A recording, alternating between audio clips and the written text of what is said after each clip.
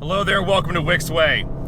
And today we are in one of the most anticipated performance cars ever to grace our shores that we have been wanting for so long. Say hello to the 2021 Audi RS6 Avant. So numbers very quickly. This is 591 horsepower, 590 torque, and it's from a 4-liter V8 twin turbo, as most usual Audi RS models are now, backed up with a 8-speed automatic transmission. Of course, that's being outputted to the Quattro system, which is working flawlessly today because it was snowy, kind of wintry mix coming down, and man, I could not think of a better car than an Audi RS6 Avant to still go out and review. Oh, so ecstatic when the owner said, yeah, absolutely, you can just go take the car out, it's meant for it. Yes it is. So the tires, of course, are Pirelli P0s, all four corners the same, 285/30 on 22-inch wheels.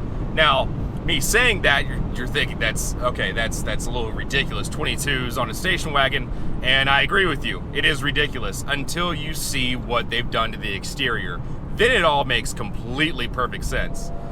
The fender flares, or I keep saying fender flares, sorry, but the fenders are flared out. Looks like it's just had steroid injections directly in its shoulders, so it's like the traps are just from the earlobe down. Just that's it. It's very aggressive, and the front end is actually not a A6 or RS6 S6. It's not. It's from the RS7, if you believe that, which works perfectly with the rest of the car. By far, my favorite part, though, of the exterior is the rear end. One, because it's what makes it a station wagon. Second, the rear diffuser is so massive. The rear bumper sticks out. I want to say at least 5 to 6 inches. It's like a real bumper. This car is fitted with the carbon optics package. It actually has every single feature besides carbon ceramic brakes, pardon me. So we have carbon fiber side mirrors, we have carbon fiber, like a little front lip of carbon fiber side skirts, carbon fiber rear diffuser, and on the interior you get this carbon weave that you can actually feel.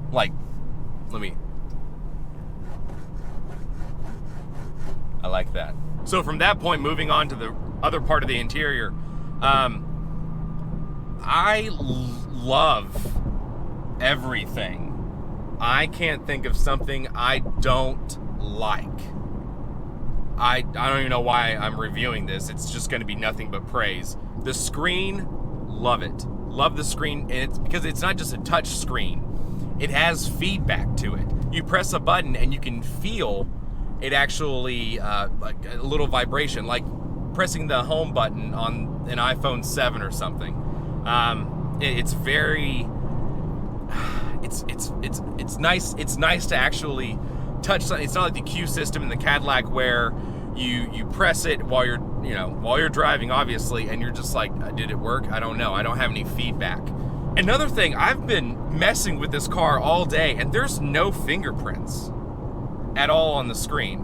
I don't know what witchcraft they used, but I'm down with it. Now the seats, if you've ever seen the Wicks review of the RS7 Performance, you'll know that I love these seats. I love them so much. They hold you in sweet and perfectly at night, and the quilted pattern on them, it's just a nice seat to look at. I mean, most seats, they're just, yeah, it's a seat and here's some bolstering and stuff. They're not necessarily very pleasing to the eye. These are. One of the last things I'll mention about the interior is the fact that it's a wagon. You have all this room for activity. I know that's a direct low-hanging fruit kind of joke, but really you do. Activities such as picking up the kids, taking the kids to school, going to soccer practice, leaving soccer practice, all their stupid friends, everything. And on top of that, you can appease the wife by going to the grocery store because you have plenty of room for it to put all the milk and all the bread that you could ever want in a station wagon. Boom, problem solved. You don't need marriage counseling. You need an RS6 Avant, man. That's what I'm saying. That's why I'm doing this for you.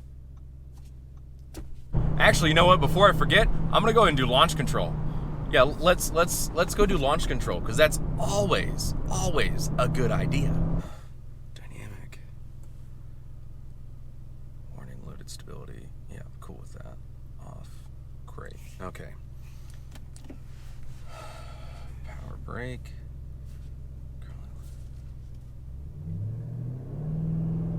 And go.